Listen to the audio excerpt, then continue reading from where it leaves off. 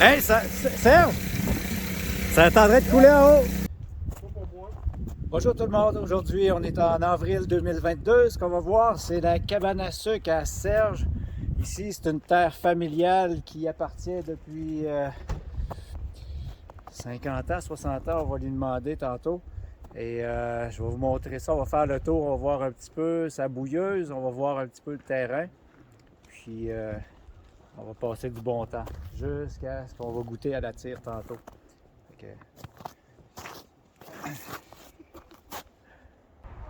Bonjour tout le monde, je vous présente Serge. C'est le propriétaire du terrain ici depuis plusieurs années déjà. C'est une terre familiale dont son père avait dans le temps. Je me demandais justement tantôt, ça fait combien de temps, Serge, que tes parents et tes ancêtres sont propriétaires ici? Hey, c'était la terre à mon grand-père dans le temps. Fait que mon père l'a eu, lui, il l'a acheté. Il était jeune. Ça fait doute, c'est la troisième génération. Là. Ça veut dire dans les années 1920, 30? Hey, probablement les années 50, moi je dirais peut-être. Là. Wow, ça fait longtemps. T'as combien d'érables ici sur le terrain?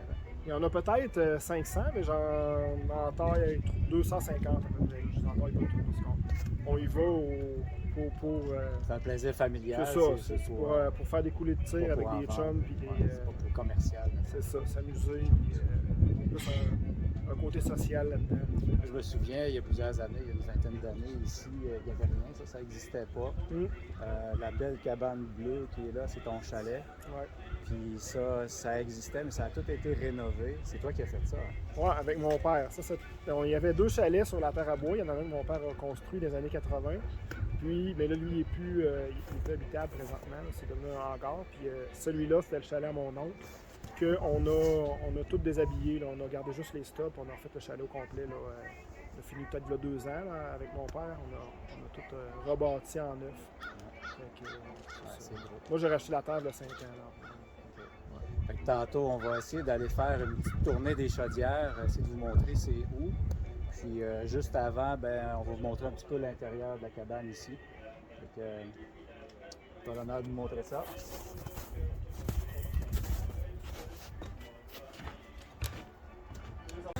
Ouais, il y a de la boucane pas mal.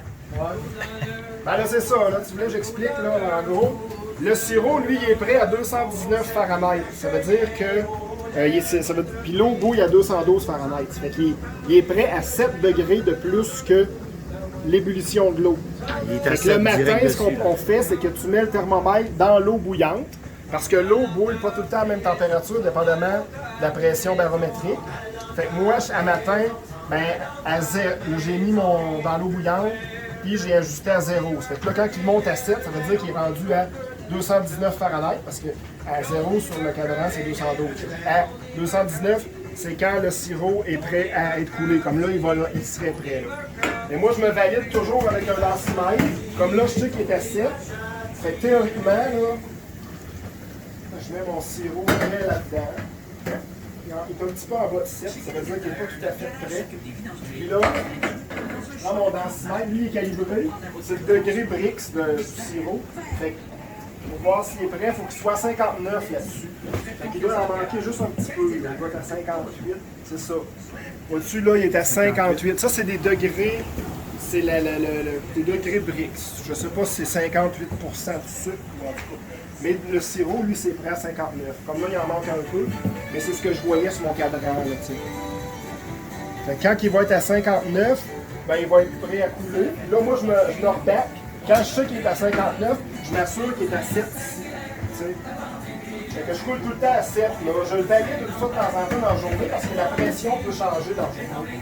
Fait que je me valide. Fait qu'au début de la journée, tu le pars, il est à 0? Ouais, tu peux le mettre, tu l'ajustes à 0 dans l'eau bouillante, ou moi, je le fais quand il est à 59, je le mets à 7 ici. Okay. Fait qu'après ça, je coule tout le temps à 7, tu sais.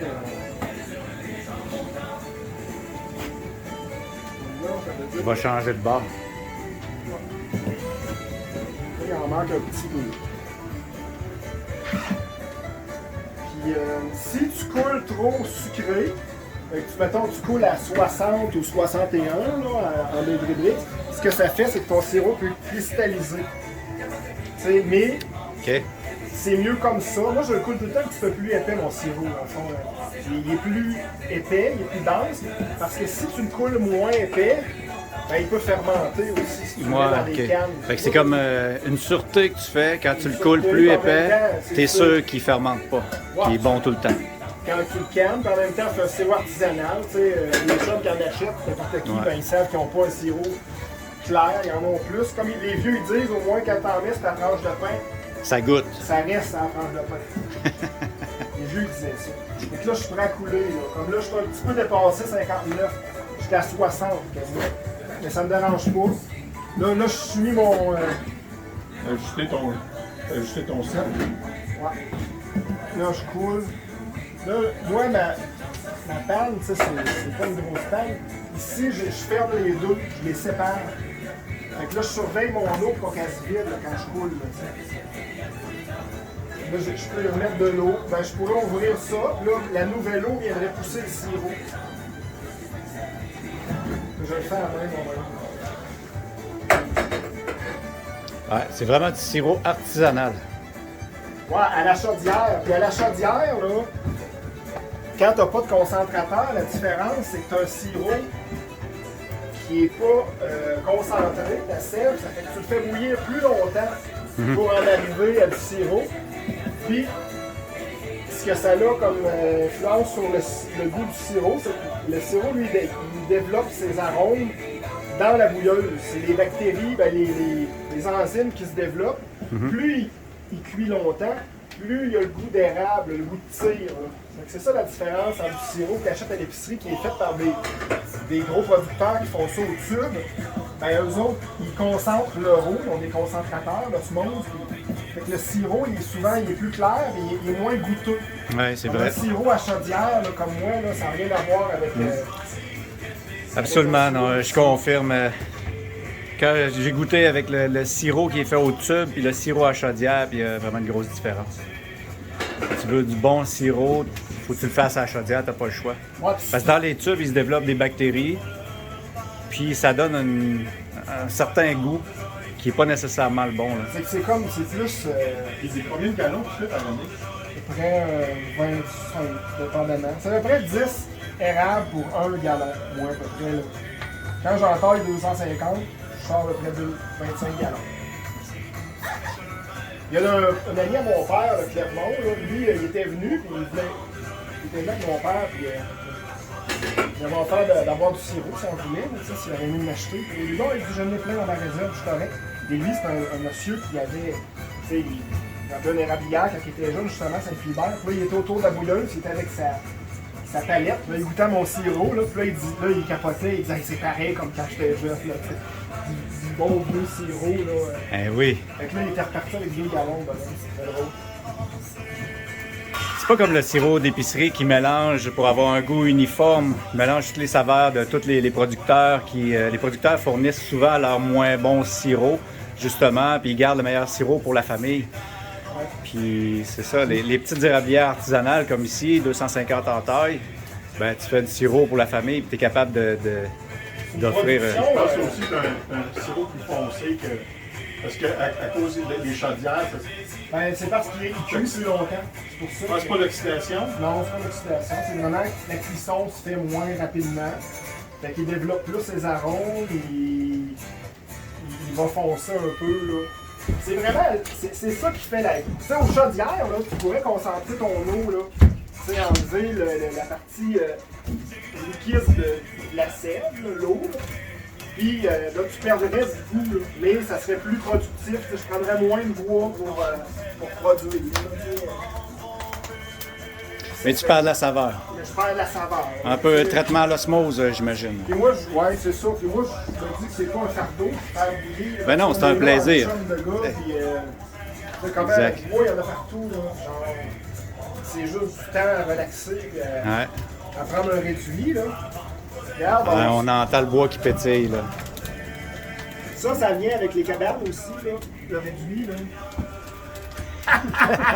Très tardu. Ça, c'est ta recette. Ouais, Ah, c'est la recette nationale. T'en mets-tu dans le sirop direct dans la bouilleuse pour que ça goûte pour Non. en vendre plus, non? Non. Ben, je veux pas trop qu'il soit fort. Là. Ben là, je pense qu'il va être en sortir. J'ai mon verre. Moi, j'ai mon verre à café ici. Là.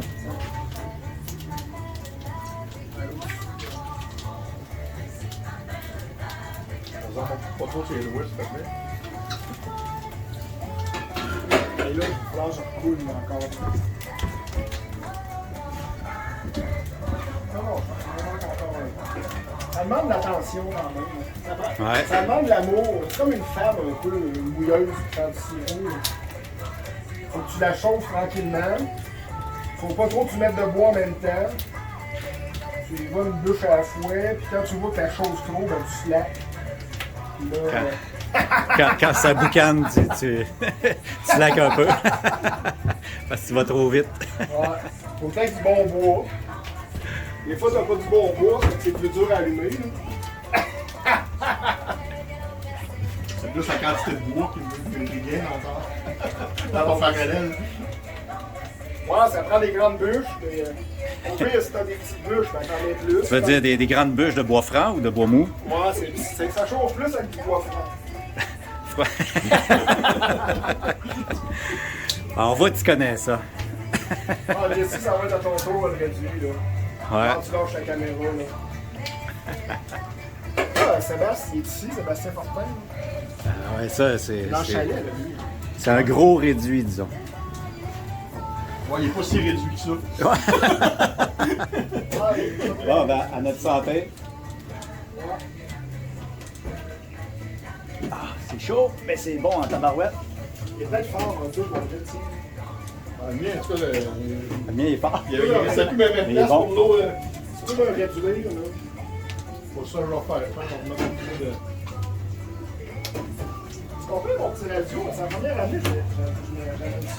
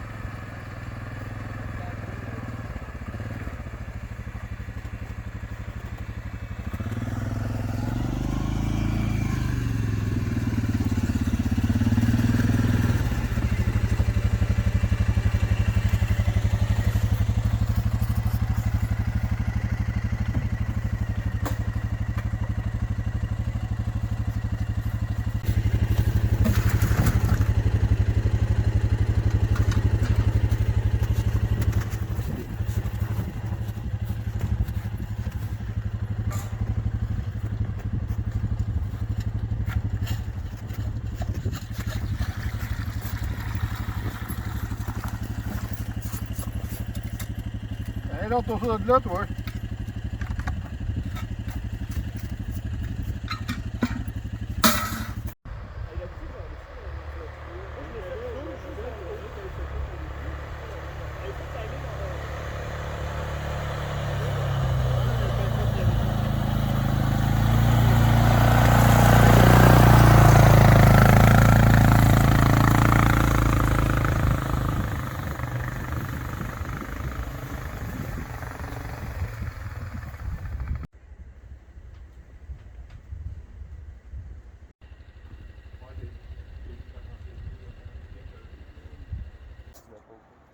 Faut que tu sois off. Là, il est parti, ça fait que tu peux le mettre.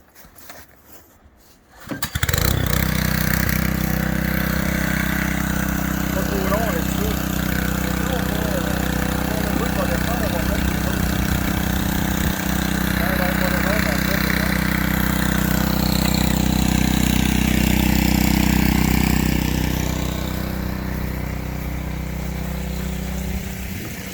Hey, Serge! Ça attendrait de couler en haut. Calisse.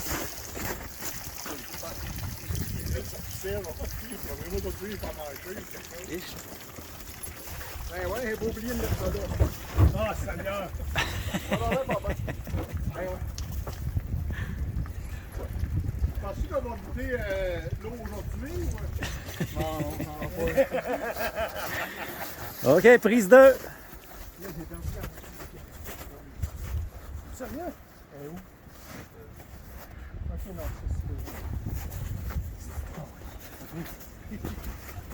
T'as peu, tu peux pas remplir ton tube, il est plein? ça devrait être correct.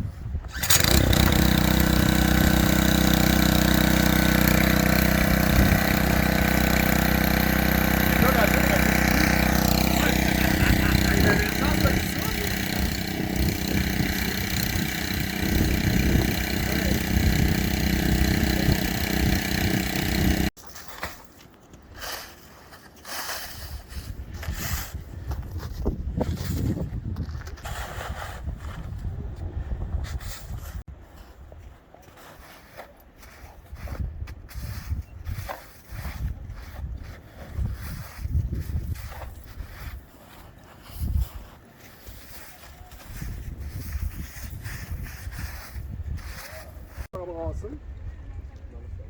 Parce qu'on a bien trop.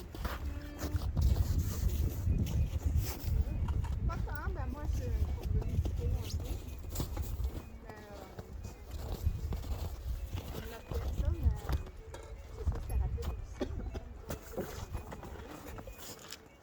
Aller à Fort Lauderdale, puis Hollywood.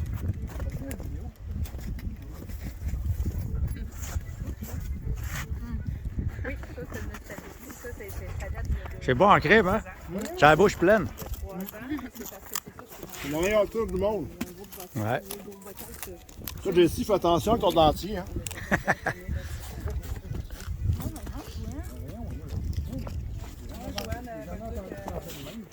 Elle voulait avoir une